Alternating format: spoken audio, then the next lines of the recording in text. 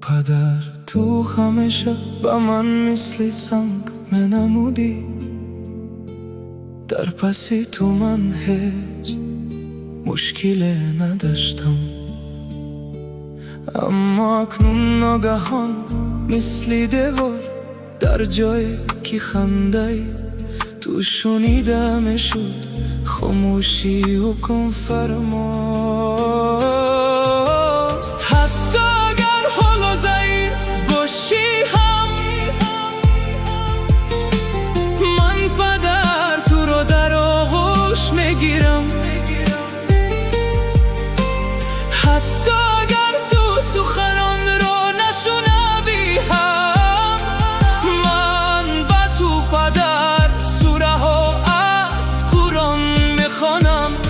بدان که من از آن دیوارهای بیمار خانه بیرون نمیروم، نه آرزو نه درد و نه بدبختی کسی دیگر. تو قهرمانی ما هستی، تو اینقدر چیزها رو از سر گذرانیده‌ای.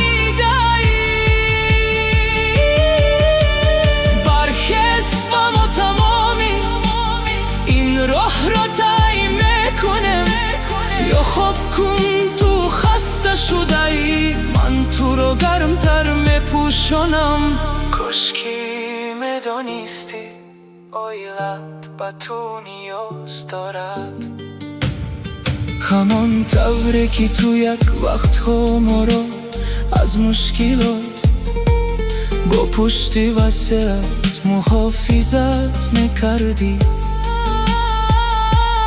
پس اکنون ما ایزهای خود را پنهان نمیکنیم، از اضطراب ما با تو میرویم.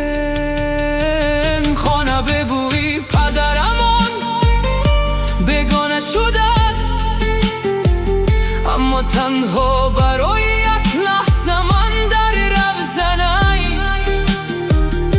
امید چراغ میافروزم، تا که تو زودتر با آن عادت کنی. حتی اگر حالا ضعیف باشی هم پدر من تو رو در آغوش میگیرم.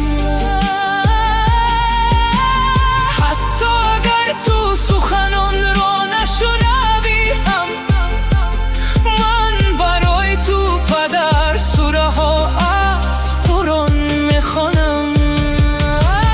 بدان که من از این دیوارها دور نمیروم، نه آرزو نه درد و نه بدبختی دیگران. تو قهرمانی ما هستی، تو اینجا رسیدی. برخیز و ما تمامی این راه رو طی خواهیم کرد، یا خواب کن تو خسته شده‌ای من تو رو گرمتر میپوشانم.